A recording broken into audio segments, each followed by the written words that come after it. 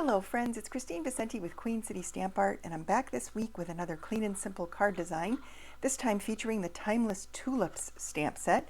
This stamp set can be found in the annual catalog, and it's a perfect stamp set for spring. It's probably one of my favorite spring sets. It's been in the catalog for a couple of years now, and I absolutely love it. I love how you can build your tulips however you want. And the sentiments, the variety of sentiments is wonderful. You can use this for sympathy, for caring, for Mother's Day, for birthday, and for Easter. So it's got a bunch of different uses, all great for spring. So if you like the card that we're making today, stay till the end because I've got some great cards to show you at the very end to give you even more ideas. So we're going to start by using the stamp set. We're also going to be using a panel of basic white cardstock that I dry embossed with an embossing folder called Pretty Flowers. This is a beautiful embossing folder. It coordinates with a whole bunch of different stamp sets in our catalog, and I think you would love having that one if you added it to your collection. So we're going to start with a base card in basic white, thick, and I'm just going to give this a nice crease with my bone folder. I'm going to add this beautiful panel that I've embossed. And I like to add a little bit of extra adhesive on an embossed panel because I feel like it really needs it in order to stick well. And I'm just going to center this panel on the front of my card. And then I'm going to move on to the one of the layer panels. This layer panel is going to have some twine wrapped around it. So I'm going to do that now. Just going to wrap it around twice and tie a bow on this far side, right on the edge there. This will add a little interest and a little bit more texture to the design.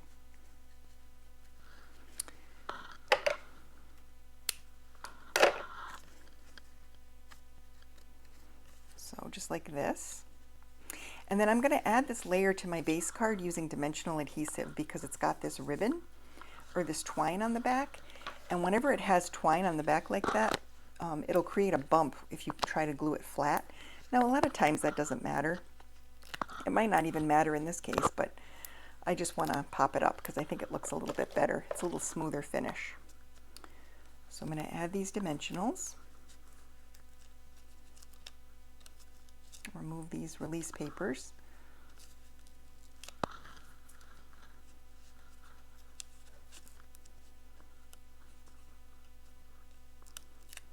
There we go. And now I'm just going to center this panel on the front of the card. Just like this. And then I'll set this aside and we're going to do a little stamping. So for this panel, I'm going to take my stamps. I have the stem and the leaf. And I'm going to be using Granny Apple Green. And for this card, I'm using this panel here as a panel of Pool Party. So you can really use any green in your stash to create this card. You don't need to absolutely have the Granny Apple Green. But I like this one. It's a very fresh, springy green. And actually, before I stamp the leaves, I'm going to pull in my basic gray and my sentiment. Because whenever I'm stamping a small panel like this, I like to stamp the sentiment first to make sure that I get the placement right, because you can always fit the other images around it. So I'm going to stamp this Happy Mother's Day sentiment here in the bottom right corner, but I'm going to leave a little area right here for a pearl at the very end. So now that the sentiment is stamped, I can move on to the green. So I'm going to pull the green in. I chose the curved stem. And I'm just going to stamp this on like that, right onto my panel. And then I'm going to take one of the leaf images. There's a few different leaves. I'm going to take this one, and I'm just going to add a few leaves to this.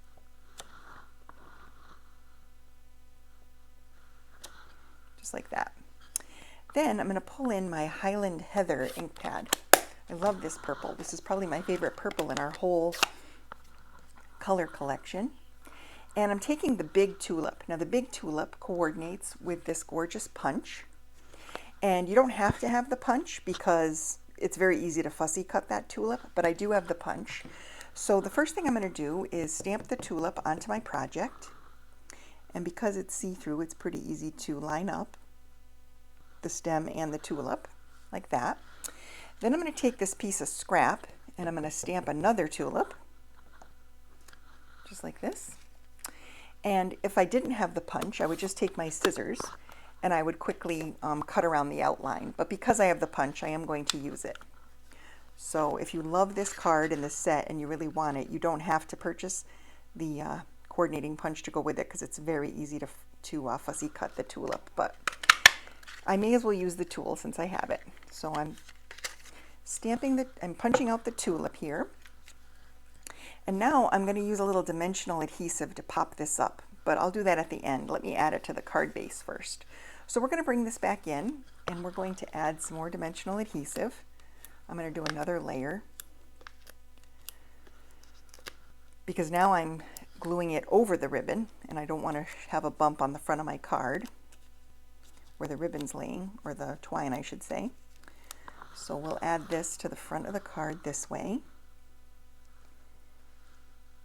I'm just going to center that so that this little bow stands out on the side. Then I'm going to add a couple of dimensionals to the back of the tulip. And you don't have to do this. You could glue it flat to the base card, but I like the dimensions, so I'm going to add this. And I'm just going to line that up like this. And now it's really pretty. It sort of looks like it's coming out of the panel, and I really like how that looks. I think that's one of the magical things you can do when you create cards yourself. You don't have to stay within the boundaries of your card panel. You can actually kind of go outside of that. And since this is only on the layer panel, it'll still fit in the envelope. If I was sticking it off over here, that would be hard. But because it's within the boundaries of the card, the finished card size, it shouldn't be a problem at all fitting in the envelope. And then to finish this, I'm just going to add that one little tiny pearl next to the sentiment. That little bit of shine is pretty, and I think pearls are pretty on Mother's Day cards. That just seems to go really well, I think, together. So as I said, this is the Clean and Simple Sunday card, but we're in a new month now. It's March, and the new March host code has printed. And so if you go shopping with me and you spend $50 using this code, you will receive 3 card kits. And if you like this card, then you will love the kits that you receive.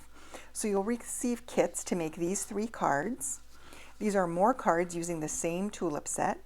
You really don't need anything except a Highland Heather ink pad, because there is some Highland Heather cardstock included and you want that to coordinate. So if you have a darker purple or a lighter purple, that might work.